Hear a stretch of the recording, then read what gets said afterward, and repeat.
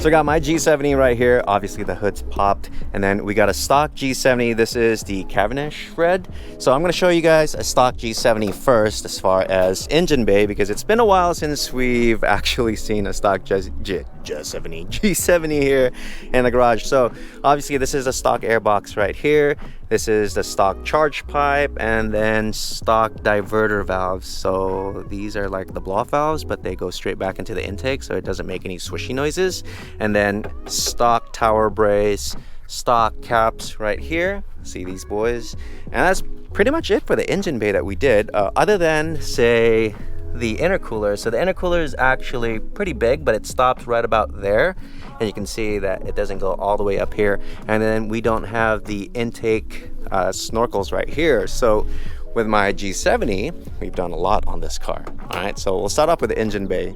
Obviously this thing's been modified, so we've got the Takeda cold air intake. So this is an enclosed box setup. I have had like 3 other intakes here, an open one, but this is the one that we're testing now, and it does suck in a lot of a lot cooler air. All right, and then we got the Berger Motorsports. This is just a strut tower base with the titanium goodies, AFE's charge pipes. So yeah, it replaces all these guys right here. And then also we have vent to atmosphere Greddy type FV blow-off valves. And then we got Berger's caps right here, and then right here. And that's pretty much it for the engine bay. I don't really want to do anything more than this, because I want this to look very OE plus, right? So this is the modified engine bay, and then this is the factory. Pretty close. So I still want it a little bit tasteful. And then other than the engine bay stuff, we did the snorkels. I'm not sure if you can see that right there. And with the cold air intake, it actually makes a huge difference. And then we got the giant intercooler. So look at the intercooler, starts from there and goes all the way up here and goes right behind this grill and way up here. It's actually quite massive, and it's actually a lot thicker. Again, let me show you the OEM intercooler. It stops down there, so yeah, it's gonna be a lot cooler. So this guy right here is red, Cavendish red. This is the Vatna gray. Let me show you my interior on this. They're kind of the yin and yang of the others. So red interior, and then the gray exterior. Same with the back right here.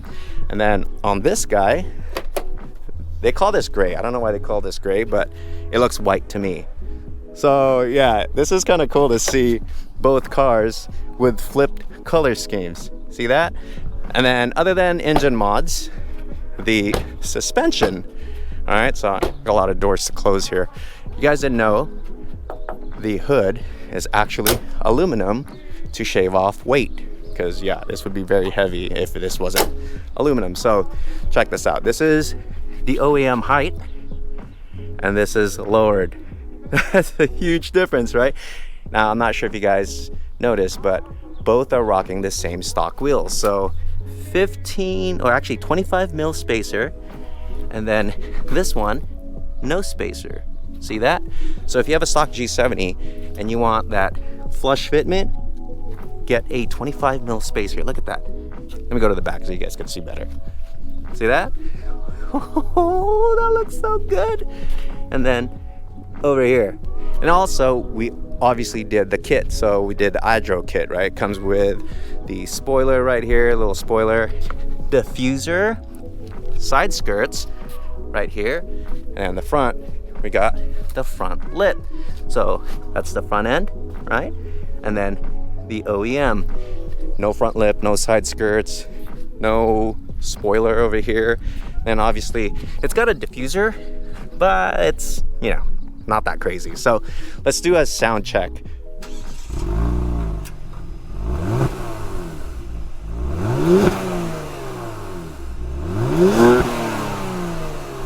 Stock everything, stock exhaust, and this is on Sport Plus mode, which means the valve's open. Let's go to the front real quick.